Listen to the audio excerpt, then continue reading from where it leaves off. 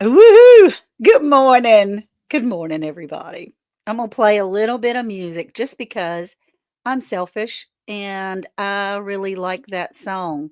So we're going to listen to a little bit of it. Yeah. Welcome to the homestead where the Woo! sky meets the trees. In northeastern NC where the living's slow and free. Ann and her husband, retired but not done. With love for the Lord and a garden in the sun. We prep for the storms no matter what may come. With canning and cooking and chickens on the run. Welcome to Annandale Homestead, come on in, stay a while. Where faith, love, and family always make you smile. Choose your attitude. Every Tuesday at 11 on Tuesday, we pick the road that leads us straight to heaven. Y'all take care, we love ya. Don't forget to come soon. At Andale Homestead, there's always room for you. Yeah, always room for you. I don't know how to fade that thing out. I think there's a way of doing it, but I don't know how to do it. Hello, everyone here today. I really appreciate you all. Thank you, G Mama, for being here. I'm going to need my mods today, and I appreciate everyone being here.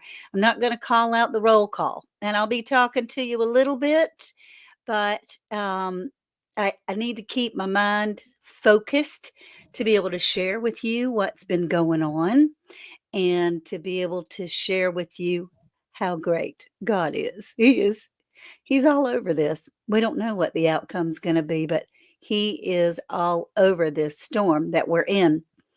So,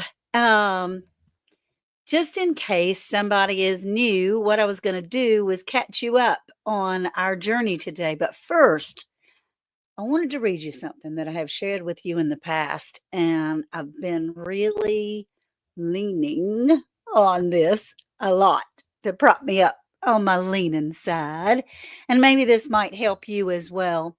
It says, often when I pray, I think of my good friend that was a deacon and always prayed, Lord, prop me up on my leaning side. And after seeing him pray that prayer many times, I asked him, why did you pray that prayer so fervently? And he answered, well, sir, you see, it's like this. I got an old barn out back and it's been there a long time. It's withstood a lot of weather and it's gone through a lot of storms and it stood for many years. It's still standing. One day I noticed it was leaning to one side a bit. So I went and got some pine poles and propped it up on its leaning side so it wouldn't fall. Then I got to thinking about that and how much I was like that barn. I've been around a long time. I've withstood a lot of bad weather in life. I've withstood a lot of hard times. I've withstood a lot of things and bad habits, and I'm still standing. But I find myself leaning from time to time. So I like to ask the Lord to prop me up on my leaning side because I figure a lot of us get to lean in at times. Sometimes we get into the bad habits of leaning towards anger or sadness or sorrow or bad habits, bitterness, leaning towards hatred, leaning towards not taking good care of ourselves, leaning toward a lot of things that we shouldn't. So I need to pray. Lord, prop me up on my leaning side so that once again I can stand straight and tall. So that's what I'm doing. I'm getting propped up on my leaning side these days. And I don't allow myself at the time to fall off that cliff because currently there could be a deep, dark abyss that you can fall in. But you know what? Right now, this minute, this second, Worth is fine. I mean, he's sort of fine. He's fine. He's sitting on the couch looking at YouTube.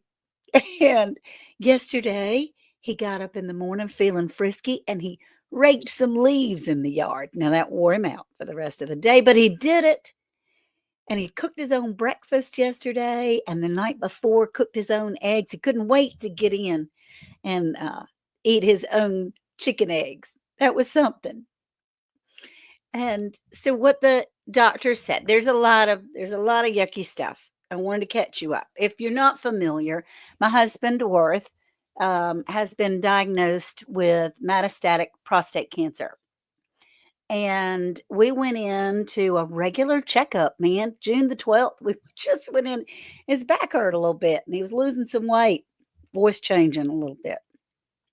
So we went to just see, make sure everything was working right or working properly. But the guy had just gotten off a lawnmower and worked on the chicken coop and did all these things that was perfectly normal. So we didn't go in thinking really that anything was wrong.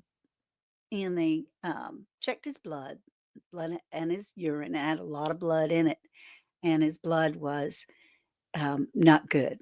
Now, you guys out there, his PSA levels. Now, Worth hadn't had his PSA levels, and we found out now he's probably had this cancer or is suffering with this cancer, being stricken by this cancer, because somebody said, "Don't you say he has cancer, because you're claiming it." You have to say he is struggling with it, or it has come upon him, but you don't say he has it, because we're not claiming that part. Anyway, they did an emergency CT scan the next day, and we got the results. That was a Friday, the 13th. We got the results Monday evening from the CT scan, and it was not good. We saw that he had spots all over the place, mostly prostate and bladder, but quite a few lymph nodes in his abdominal wall, on his hip, um, a little bit on some of his bones of his lower back. So we were immediately referred to a urologist, and the urologist said, "Okay, there's lots of treatments out there. We can do all kinds of amazing things with prostate cancer these days. Guys, get your PSA levels checked." If he'd done this 5 years ago, it would have been a walk in the park. Seriously. Through a series of events, last 2 weeks ago, this past Sunday, the water hose stopped up. He couldn't urinate, and it was very uncomfortable. Any of us that have had urinary tract infections or anything like that, you know that that's a very uncomfortable, constant feeling like you have to go, but you can't. And then it starts getting painful and blah, blah, blah. We went to Edenton Hospital. They put a catheter in, admitted him overnight, and he lost through that catheter a, a lot of blood, a lot of blood. Something had progressed in his bladder, that apparently the tumors were irritating everything and making his bladder bleed. So they checked him, took the catheter out Monday evening. He was still kind of going, a little bit, but still kind of wacky dude. We got home Monday night, and by Tuesday night, early Wednesday morning, happened again. So we went back to the emergency room here in Edenton Wednesday morning, and the doctor said, "Hey, your numbers are going down. They're not good." And yes, thank you. They're not good, and they are going down. And so I'm afraid, because I'm one person. He's the only urologist in the county. I'm one person. I think I need to send you out to Greenville to another major hospital, ECU, where you will have a team of urologists, and you will have a team of oncologists and radiologists and so forth and so on. So we were shipped through ambulance to ECU Hospital. Now, when we got there, that place is like a city of its own, y'all. I mean, seriously, I couldn't even find a way of finding myself around, but the big sign out in front of the building, which is a little daunting, says Cancer Center and Heart Center. That was really the first time that I saw, because Worth came in through another door in the ambulance, that we were being admitted into the cancer center. And that was tough. So, um, they watched him. They thought they were going to go in Wednesday night because he was bleeding so much. And his bladder. I keep saying kidney, it's not his bladder. He was bleeding so often and so much, and clots were coming through, which the clots is what they were worried about, not the bleeding, because that's fluid, but clots will stop up the water hose, right? Yeah. So, and I can't talk to the chat, y'all, because if I'm gonna keep my train of thought, but I love every one of you. I'm seeing names of people that I care about so gently, and I covet every one of your prayers. Everyone. So they thought they were gonna operate Wednesday night. Well, that got pushed back. I mean, God has a plan, y'all. I'm just tell you, God's got a plan, because usually the real top specialty surgeons might not be operating at 10 o'clock at night. You know, they've already done their day's work and they've gone home. And so they said, okay, we'll get you Thursday. And in the meantime, the man can't have anything but ice chips. I mean, no water, no food, nothing. Well, Wednesday night didn't work out. So about 9:30 that night, they said, look, you can't eat after midnight. So quick, eat something. So we got him some food, because the poor fella is losing weight. He's steadied off now, by the way. The end of the story is his weight is holding steady, but he's very thin. And they took him down Thursday. Okay, good. After this is done, he'll be able to eat something, right? Nothing but ice chips so far since Wednesday morning. And here it's Thursday. Well, they got him down to the operating room and said, oops, sorry, the doctor is not even in the building. She is still in her office, which these are all doctors that I've never even heard of. I don't know their names. They haven't come in and introduced themselves. They haven't said, this is the plan. Um, they just leave it to the nurses to wheel you wherever you're going to go. So they brought him back up, but said, still don't eat anything because we're going to try around 3 or 3:30. 3 or 3:30 came, nothing. They went, okay, we're backed up. I'm not going to be able to take you till tonight, about 8 o'clock. This was Thursday night. So 8 o'clock came and went, and no surgery. And so they told him about 9 o'clock, quick, eat what you can because you can't eat anything after midnight. Then Friday morning, about 10 o'clock, they finally did take him down to the operating room. Now, we were blessed because the Lord knew what he was doing. He put at 10 o'clock on Friday morning, which was not available on Wednesday or Thursday, he put a advanced prostate cancer specialist surgeon in his path. And that's who operated on him, was somebody that knew. So when they went in, they were trying to go in and clear his bladder out because that was what was stopping up the tubes. And they thought that probably the tumors that were in his bladder, and there's a lot, um, there's a lot, but the tumors that were in his bladder were probably stopping his urinary tract.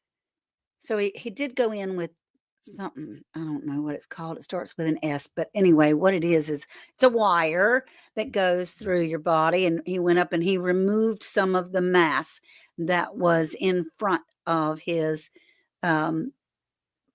his urethra to be able to get some things out. And it was kind of the size of a lime. And at the time, the doctor said I got all that I could.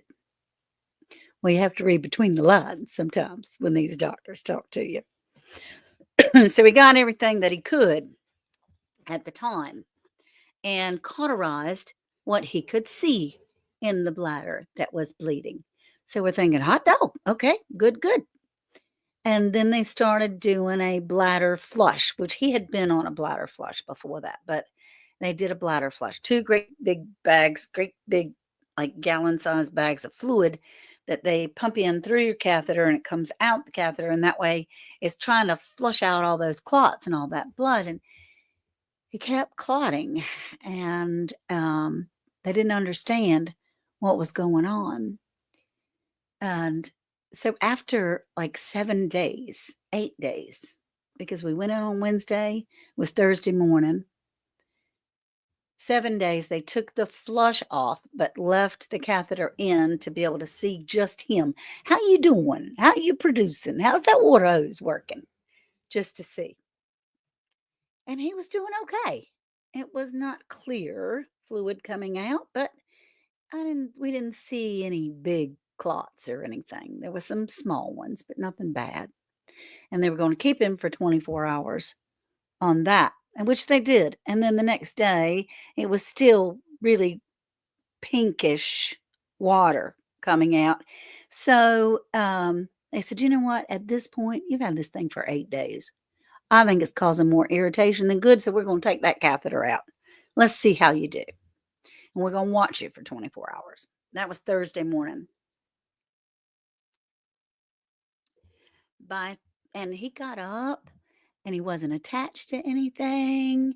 And we walked around the halls and he said hello to people and he put on clothes. I mean, it's so nice to get out of a hospital gown and put on clothes. He put on clothes. But by 1 o'clock Thursday, he started having bladder spasms. And I don't know if any of you are familiar with bladder spasms. This man has the highest pain tolerance I've ever known of almost anybody. My Aunt Peg might beat him, I don't know. But he has an extremely high pain tolerance, and he was in excruciating pain. And then his numbers for his kidneys started going crazy. And there were so many things that were going on. And what they said was, what we're going to do. And when you don't see a regular doctor that comes in, the doctor's office probably will order some things to get you some relief to help you a little bit, but they don't tell you. Those departments just show up and say, hey, I'm here from radiology. We're going to take you down and get radiation on your kidney to stop it bleeding. What? Nobody told us anything about radiation. But the Lord took care of that. I don't know if y'all know it, but 5 minutes before the doctor walked in, his urine was clear coming out of that catheter. So, yeah, the Lord said, nope, not today, Satan. You've been going about your merry way. So anyway, after the catheter was out, things started going crazy. And he had some air in his belly that was probably residual air from the surgery, they thought. But they were really worried about his kidneys because he was heading towards total kidney failure. The man, if you looked at a white sheet, he was as white as you could be. His fingernails were turning blue. His toenails were turning blue. That was a very scary time. And so another doctor came in, nephrologist, and he said, look, I think we might have to put some stents in your kidneys. I think something's backing up. I don't know what's happening. Here, sign this release form because we may have to do emergency dialysis. Dialysis? For how long? What is it gonna, how do we didn't know. Nobody told us that they were coming.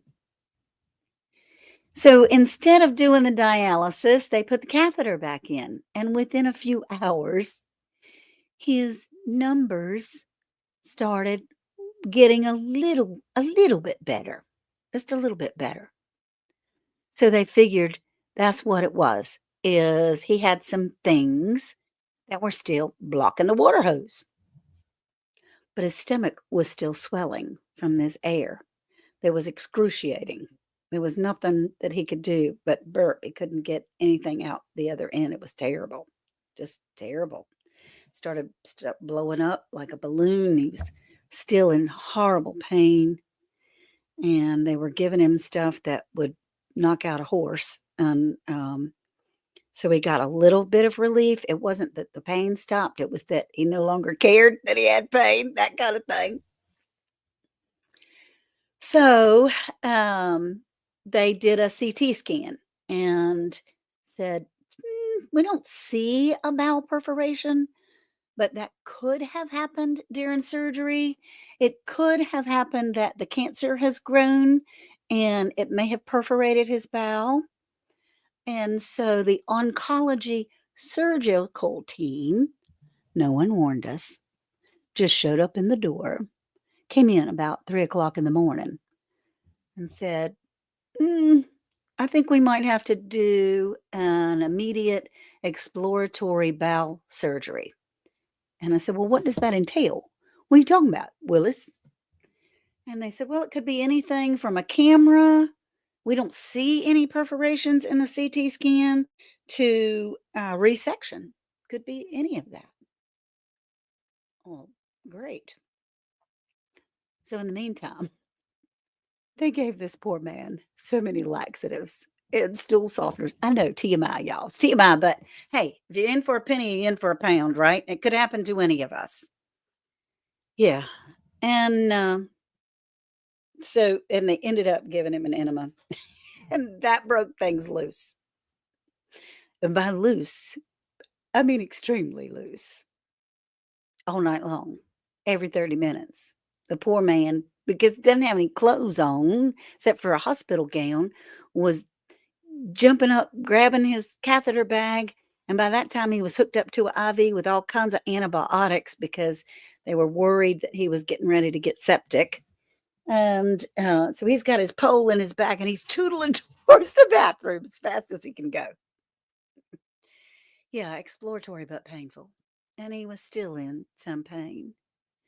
But after both the front and the back waterworks started working, stomach started going down, his blood levels began to show up, and they're still not good, but they weren't in a critical emergency situation. So the Lord worked there too.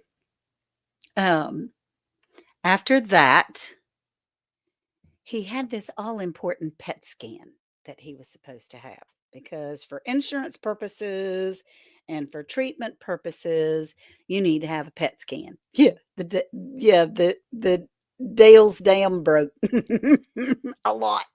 And that's a lot to get up every 30 minutes all night long. I'm telling you, takes it out of you. Takes it out of you.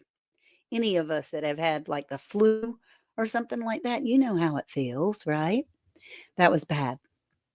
So, he began to get some color back, which is huge because when you're looking at your husband and he is writhing in pain and he is whiter than I've seen a number of people that have passed away. I've been blessed to be able to be with them when they did, and I know the color that the skin gets. And honestly, that is the most pale person that I've seen that was still alive. He was he was slipping away. Man, the prayers came through. They came through like mad. Now his little cheeks were picking up. His neck was colorful again. His nails had regular nail color. His toes were good because nobody looked at his toes. He had socks on, those hospital socks that they make you wear all the time so you can tootle to the bathroom fast as you can. And I was changing his socks to be able to get some clean socks on and saw his poor little blue toenails. But they were trying. People kept saying to me, "You're going to have to postpone the PET scan. You're going to have to postpone the PET scan because we need to keep him another 2 days." And I would tear up because they wouldn't give him any treatment for this cancer until he had his PET scan. And you can't have a PET scan if you are inpatient because the insurance companies won't pay for it. Now, nobody can make that make any sense to me. You're laying in the hospital bed, you've gotta have a PET scan in order to be able to treat you, and, you have to be discharged. So, they hurried up and got him out Sunday morning because I would get teary-eyed every time they told me they had to postpone the PET scan because I wanted him to get treatment as soon as possible. And they said, "Well, honestly, a week or so is not gonna make that much difference." Well, a week or so makes a huge difference to me, and the medication that they were going to put him on, that they have put him on, can change the results of the PET scan within 24 hours. It can give you a false negative where that PET scan can't really see, where that cancer is. And so we got out, like, at his PET scan was at 10:30, we were discharged by 9:30, man, they were changing the Earth's rotation to get that man out from 8 o'clock to 9:30. You should have seen those people running. They were running, running, running, and guess what else? God is so good. Nobody in the hospital knew where the PET scan was. We knew it was somewhere on that complex. So Dr. Google, Dr. Goggle, and I got busy together. It was on the floor right below us. All we had to do is get in the elevator and go down that one floor. And so we did. And we did. They won't let you leave without being in a wheelchair. And when I packed up our tiny house that I had made out of that hospital room, it was crazy. The wheelchair really looked like a homeless person that was leaving. I mean, it was there was one nurse that was pushing him, and I was pushing the wheelchair with all of our stuff. It was insane how much stuff you get in a week and a half. But I didn't have to buy any meals out, and I did have to go get a couple new clothes of things that were on sale at Walmart because I brought plenty of underclothes, but I didn't have any more pants or shirts.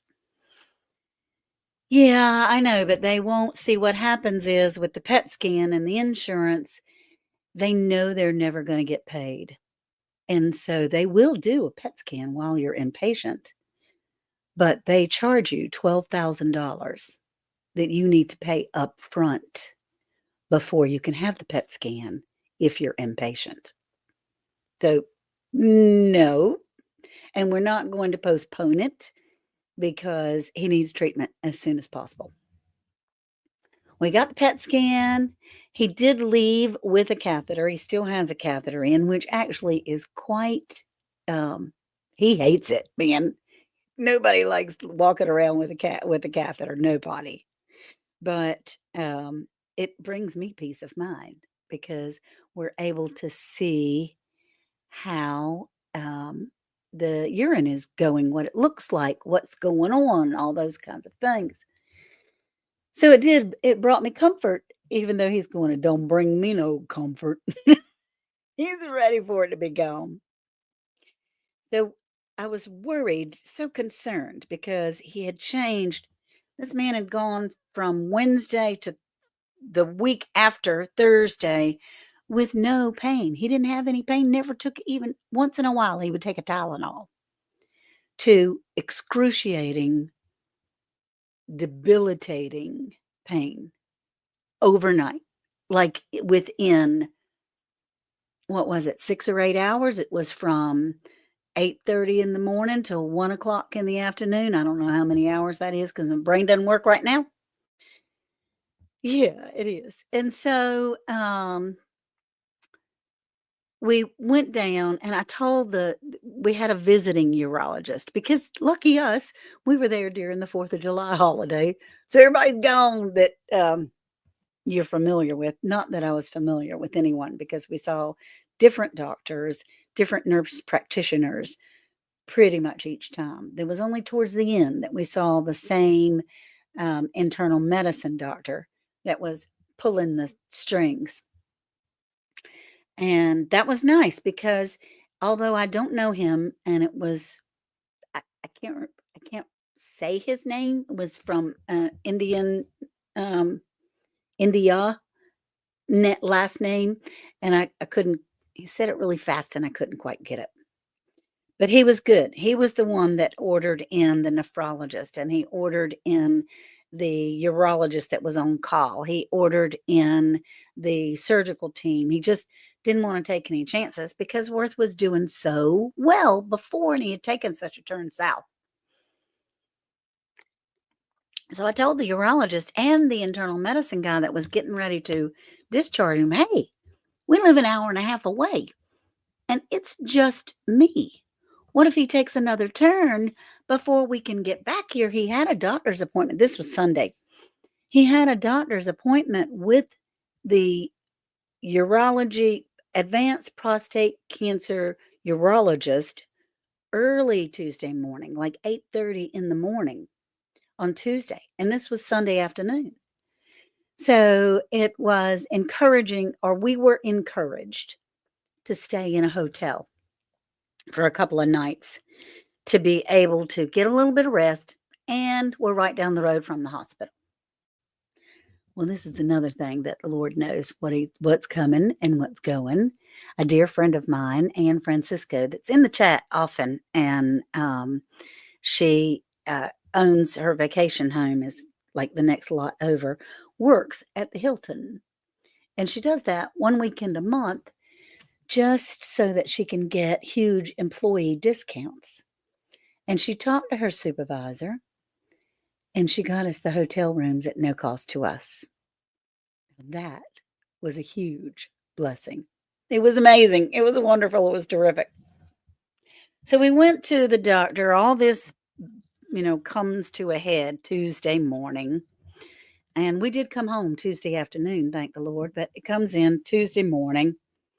And the prostate cancer urologist talked to us. Now, that was not good news. He showed us the pathology results and what they do when they're grading prostate cancer. They don't give you like a stage, right? They don't say stage 4 or stage 3 or whatever. They go by a Gleason score.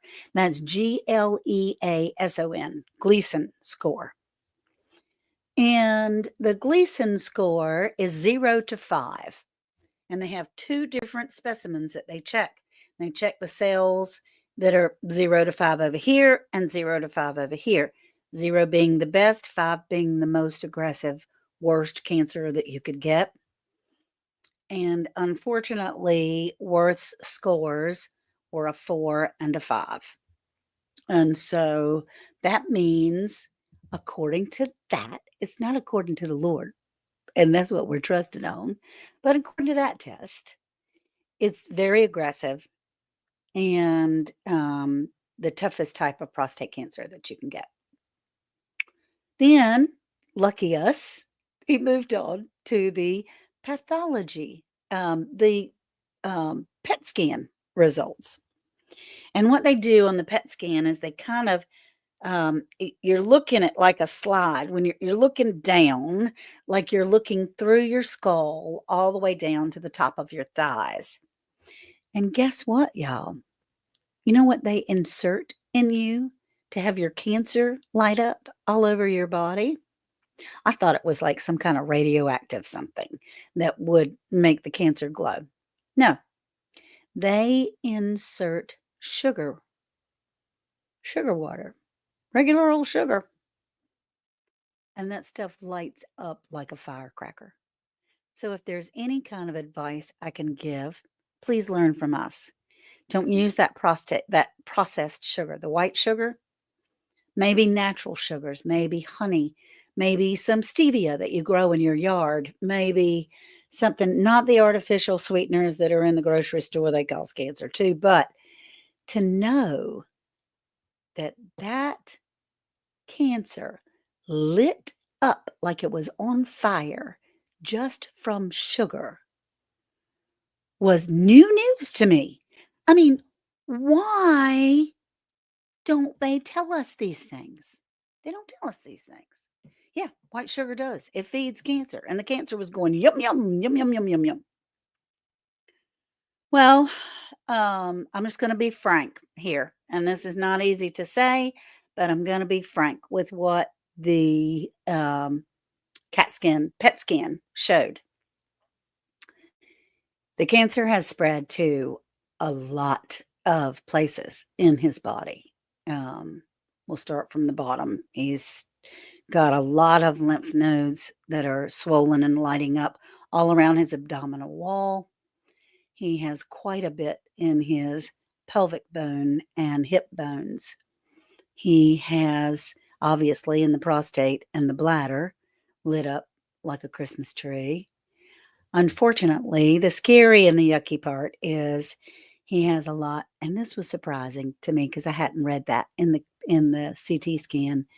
His spine has a lot. His right shoulder has a lot. And another very scary part is his esophagus. There's some there. But um, just as that cancer lit up, then, yeah, why is sugar and everything? Just as that cancer lit up, the shots that he proceeded to go into treatment in that office. They shot him with testosterone blocker, and that's going to make him tired, and it'll make him go through menopause, but he won't like lose his hair yet, or lose a bunch of weight, or be throwing up, things like that. They did give him some pills that are like oral chemotherapy, 2 in the morning and 2 at night. So what he has currently will, I'm sorry, I'm going to turn my phone off. What he has currently is a treatment that will last for a month. Now, he is not a candidate for radiation because it's in too many places. He is a candidate for palliative care with radiation. If his hips start hurting him too bad, or his back starts hurting him too bad, or his shoulder, or he starts having trouble with his esophagus, they can pinpoint that one area and give him some relief, which is fabulous. But the medicine that he took Tuesday and the shots that they gave him are already blocking and killing off this cancer. It happens so fast that they can't give you that treatment before the PET scan, that all important test, because it will give you a false negative. But the good news is that it works. Okay, so that's all the terrible news. The guy said, the doctor said, I'm not going to tell you how long you have to live. Nobody knows. I mean, we could all walk out in the street and have a tree hit us on the head. Nobody has a expiration date that's printed on their test results, right? And they did speak about treatments that would go, like when he goes back in 30 days for a different type of shot, that shot lasts for 6 months and could potentially be, um, he said, in a year or a year and a half, we've got all kinds of different medications that we can change. Thank you. Thank you, honey. And anyway, there is hope, along with the fact that we have watched several testimonies from different Facebook groups that are they're people that have healed themselves holistically through that thing that I told you about the other day. Starts with Ivor, and then in the tail end of it, it says Mectin, and then there's Finn, and it starts with Ben, ends with Ben something Zenol, Benzanol, Ben Benzanol. Oh, I said the whole word. They're probably going to stop this video now. Anyway, there's also a thing called, it's called methylene blue. Hopefully, I won't get stopped from that. Thank you, everybody. Thank you, everyone. I covet your prayers because the Lord knows.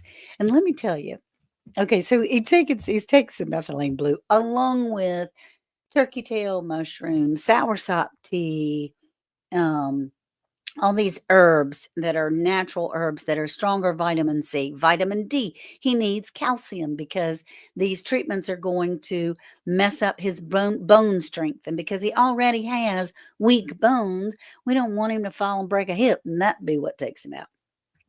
Um, but that methylene blue stuff, it turns everything you got blue.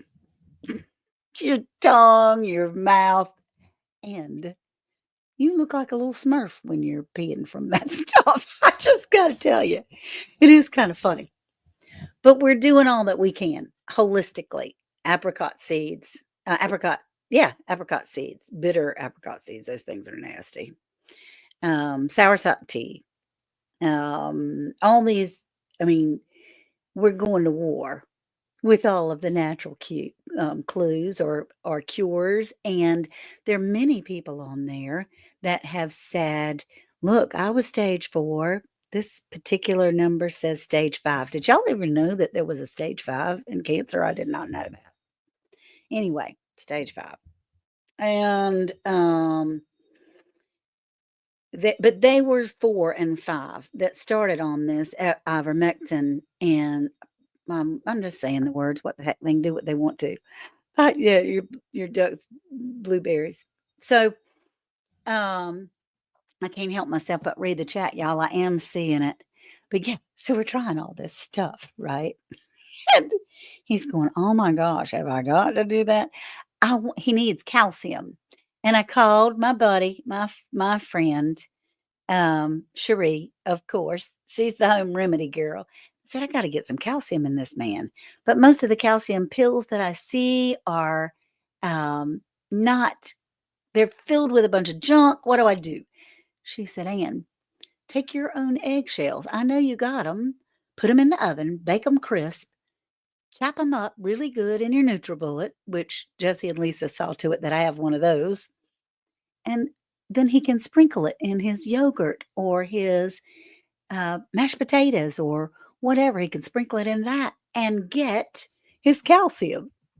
And hey, I've got some capsules that are the vegetarian capsules that we can use.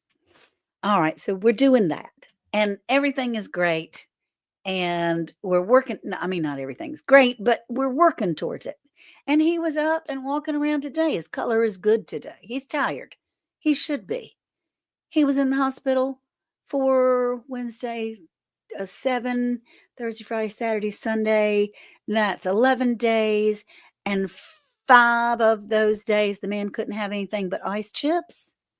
Yeah, he should be tired. He's lost some weight. And yeah, Sherry is awesome. So we're working towards regaining strength just from the hospital stay, along with this medication. Makes you feel like you don't want to do anything. But the doctor said, dude, you can do whatever you feel that you can do. I want you active. I want you walking. You're not going to feel like walking, but I want you walking. I want you doing stuff. I want you active. And Morris said, well, can I mow the grass? I just want to mow the grass on the riding lawnmower. He said, sure, if you feel like it, but I can tell you where that catheter is and all that stuff that's going on down there. You might not want to mow the grass but once because it might not feel so good. So that's the plan. We're meeting with an oncologist a week from Wednesday. We're actually going to have a second opinion at another major hospital here in North Carolina that has ordered parts of his pathology, and they're going to read all the scans themselves so that they have their own opinion and not someone else's, which is good. And we're just moving forward, right? Now, I did ask the doctor in the office. I said, through tears or whatever, because it was big news to know that. And I said, look, we've been planning on a cruise that's already paid for 2.5 years to go to Alaska. What do you think? He said, go. Even if you got to sit on the ship and not do much, you're going to be tired. You're not going to feel like going and checking things and doing all, you're not going to I don't care if I ever get off that not 1 foot off that ship. It's been a bucket list of words for years. So we have a balcony room. There's lots of big decks there. He can sit around and rest and have himself a big time, eat anything that he wants to eat, except for sugar and very low on the carbs. Because at this point, we just got to get some weight back on. So we're going with the carbs a little bit more than we were. And I get that XDMC, but we're working on it, right? Working on it. So he said, go. All right. Now, I've shared all this horribleness with you. Let me share the good part because we got 15 minutes. Scott Broom is going to be going on with rambling with the brooms in 15 minutes. I didn't think I'd be talking for 45 minutes straight and not reading the chat and chatting with y'all. God, he showed up just before they were going to give him radiation on his kidneys. About 5 minutes before that, his urine cleared up. I mean, his bladder. Your radiation on his bladder, which we were terrified of. His urine cleared up. When the doctor came in the room, he was surprised and went, "Whoa, man, you don't need radiation on that bladder." Second time, he was getting ready to have stents put in his kidneys this time. Had already signed releases for all of these departments, right? He was going to have emergency dialysis, put on dialysis for several treatments. His blood test turned out just fine, and his urine started working just great. Right at the tail end. I mean, I'm telling you, they were on the way to get him, and the Lord turned it around. The surgical team that came in, surgical oncology came in and said, "Dude, I can't see bowel perforation, but you got all the symptoms of one. Let's see. We might just have to go in and take a look." Well, between the nurse practitioner's visit and the surgical team that came in, he straightened up. His blood got better. His stomach went down. His bowels were able to move. You don't get better from a perforated bowel, just got to say. If it is, you get sicker. And he got better. He was getting better right at the tail end. Already signed permission slip for that too. So the Lord, when everybody's talking about the Lord's perfect timing, they ain't kidding because I'm having a fit and falling in it. And God's going, "Girl, let me prop you up on your leaning side. I got this. I'm in control of this." And he was and is all around us. So when we did go in, another God thing, when we did go in on Tuesday morning to see the doctor. Now, Worth had not seen this surgeon except for in his surgical garb. He had a cap on and his scrubs and all those things. He had not seen what the actual doctor looked like, really. I sort of kind of had seen him a little bit, but he's sitting there in the chair and the doctor is telling him these things, but the doctor had to get up and leave the room for a minute to go get something. And Worth said, "The Lord showed me this in a dream night before last. He has the exact same shirt on, the same pants. He has the same face. And you and Sarah, because our daughter was there at the doctor's appointment with us, were sitting right to my right.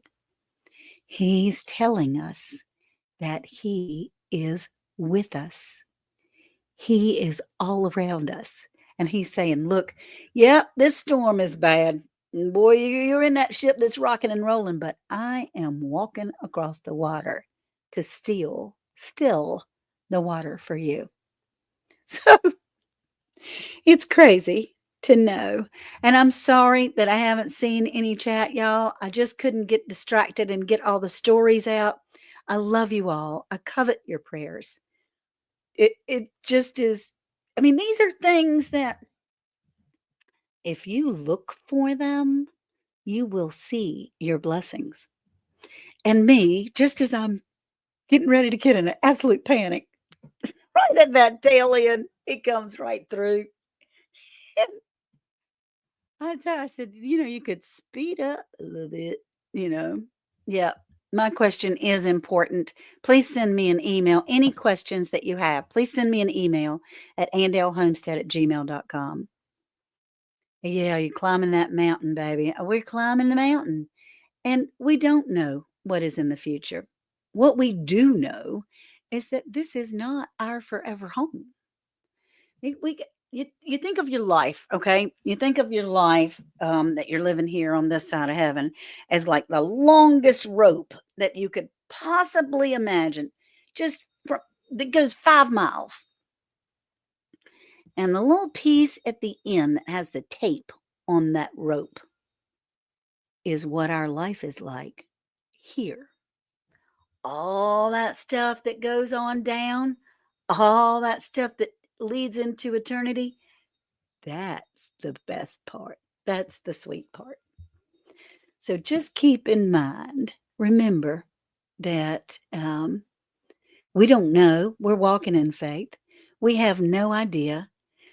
I will go back and read every single comment, I promise.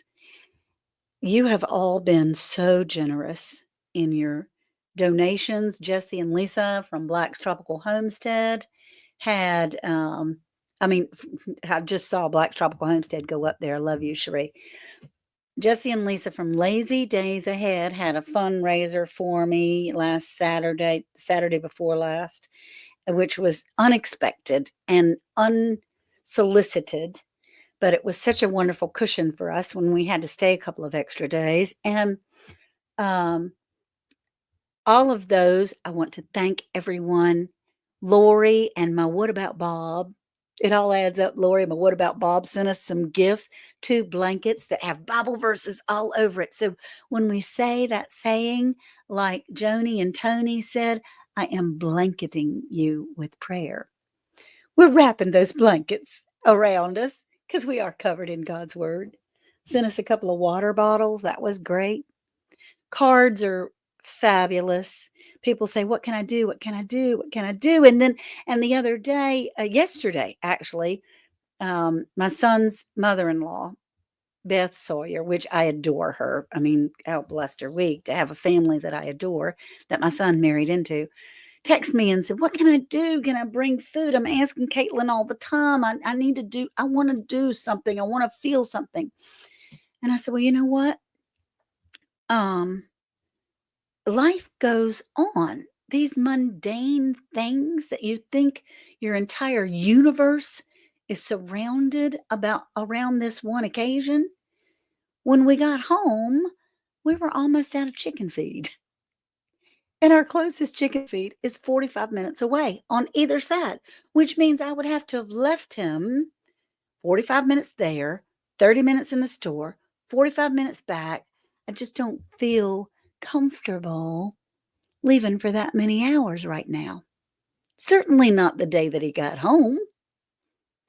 She went and got 2 great big bags of chicken food for us and brought it yesterday with my grandbabies. My girls came too. It was fabulous. Other people have come and mowed the lawn. They watched the chickens for us while we were gone.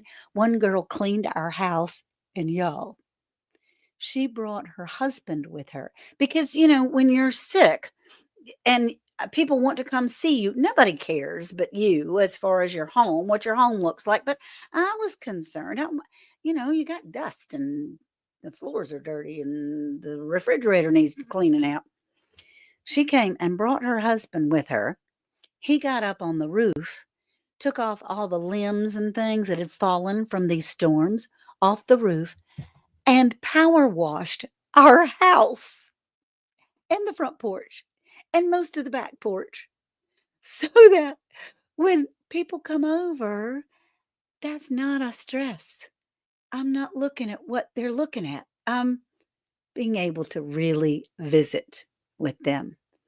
And that has made a huge, huge difference. Our children are wonderful. Sarah is an RN, and man, she's all over it. And talking, she can talk that medical lingo, which I'm after the doctor Tuesday got to like the fourth medication and what it can do and what were happening, I was blanking out because I didn't understand it. But Sarah did. She understood it. She was able to take notes for us. And then West has made sure that we've got any kind of extra supplies that we need. He's been all there. They've been working hard at trying to uh, trying to set up a second opinion, just because they want to. It's not ever a bad thing to have a second set of eyes on stuff. So I'm going to leave you. It's 11:55, and I want to read you again the portion of that. Oh, I can't because my phone. I can tell you about it. I turned my phone off. Um, that thing that I have been leaning on, not only Jeremiah 29:11, because that's been my rock. I can tell you. Um, the prop me up on my leaning side, and that's what this man prays. He looked at an old barn that he had that was leaning and been through so many storms and weathered so many things. And he put a little post up there to prop it up on its leaning side so it wouldn't fall down. And that's what we're doing now. We're praying for the Lord to prop us up on our leaning side. And I can tell you, I could easily fall in the deepest, darkest depths of depression over this, and I could allow fear to overcome me. But you know what? I am very selfish because this minute, right now, today, there's going to be enough of that stuff coming later. But right now, today, this minute, everything is good. And I am not allowing those negative thoughts, those bad things about something that has not happened, take me or rob me of appreciating this minute right now where things are good. So you might want to live that way a little bit yourself. It is 57 minutes, 11:57. If anybody could drop in Rambling with the Broom, Scott Broom in there, y'all keep your heads up and realize that no matter what, the Lord has us. And remember that the Lord says, I know the plans I have for you, says the Lord. They're plans for good, not to harm you. And I'm holding tight. They're plans for hope and a future. Nobody knows, but Jesus knows every hair on our head, everything that is going on. And He is the one that is with us and carrying us through this venture so that I can enjoy this minute right now, today. Okay. I love you all. Live in that moment, y'all. Don't let something that might maybe happen in the future or doggone something that happened in the past, because that's gone. You can't do anything at all about the past. But go check out my buddy, Scott. I love you all very much. I'm sorry it wasn't on Tuesday, but Tuesday was a big day. And I had to get my little brain right to be able to make sure I have my eye on the prize. So I love you all. Thank you. I covet your prayers. Please keep them coming. We'll talk to you soon. Bye bye now. Yep, God is good all the time.